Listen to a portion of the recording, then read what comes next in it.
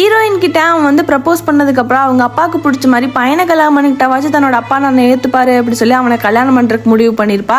இதை போய் அவன் ஃப்ரெண்டு கிட்ட சொல்கிறப்ப அவன் ஃப்ரெண்டு பயங்கரமாக ஷாக் ஆகுறான். கொஞ்ச நாள் ரெஜிஸ்டர் மேரேஜ் வரைக்கும் போகுது, அங்கே அந்த பையன் வரவே இல்லை. அதனால ஹீரோயின் வந்து இங்கே பயங்கரமாக சண்டை கட்டுறா. அவன் சாரி என்னால் கல்யாணம் பண்ணிக்க முடியாது அப்படி சொல்லி ஒரே வார்த்தையில் சொல்லிடுறான். இந்த க்ரூமிங் எல்லாம் பண்ணதுனால தான் எனக்கு இவ்வளோ பிரச்சனை, இதெல்லாம் எனக்கு எதுவுமே வேணாம் அப்படி சொல்லி ஹீரோயின் முடிவெடுக்கிறா. அடுத்த நாள் காலையில் ஹீரோயின் வந்து தொலைஞ்சு போயிடுறா. ஹீரோவும் அவளை தேடி எங்கெங்கேயோ அலைகிறான். அதுக்கப்புறம் ஒரு வழியா ஹீரோயின் இருக்கிற இடத்த வந்து கண்டுபிடிச்சு அங்கே போய் பேசுகிறப்ப எனக்கு யாருமே வேணாம், தயவு செஞ்சு எனக்கு தனியாக விட்டுருங்க அப்படி சொல்லி சொல்கிறாங்க. என்னடா லைஃப் இது அப்படி சொல்லி நினச்சி ஹீரோயின் பயங்கரமாக அழுகிறப்ப அப்பவும் அவன் ஃப்ரெண்டு வந்து நிற்கிறான். ஹீரோயின் பயங்கரமாக பஸ் அவுட் ஆகி அழுகிறப்பவே திடீர்னு மயக்கம் போட்டு விழுந்துறாங்க. ஹாஸ்பிட்டலில் கொண்டு போய் சேர்த்துறப்ப தான் தெரியுது அவங்களுக்கு கேன்சர் இருக்குது அப்படின்னு சொல்லிட்டு. கொஞ்ச நாள்லேயே ஹாஸ்பிட்டல்லேருந்து டிஸ்சார்ஜ் ஆகிற நாளுமே வருது.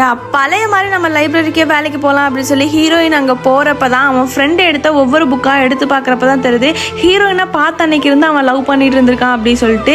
இதெல்லாம் பார்த்து ஹீரோயின் பயங்கரமாக சந்தோஷப்படுறாங்க. அவங்ககிட்டயும் போய் இதெல்லாம் ஏன் என்கிட்ட சொல்லலை அப்படின்னு சொல்லி 2 பேரும் சேர்ந்து கல்யாணம் பண்ணிக்கிறாங்க.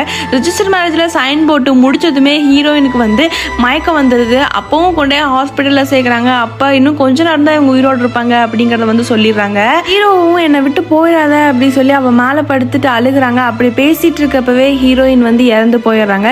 அவங்க வீட்டுக்கு பக்கத்துலேயே இருக்க ஒரு மரத்தில் ஹீரோயினோட சமாதியை வச்சு இப்போ வரைக்கும் அவளை நினச்ச ஹீரோ வாழ்ந்துட்டு இருக்காரு.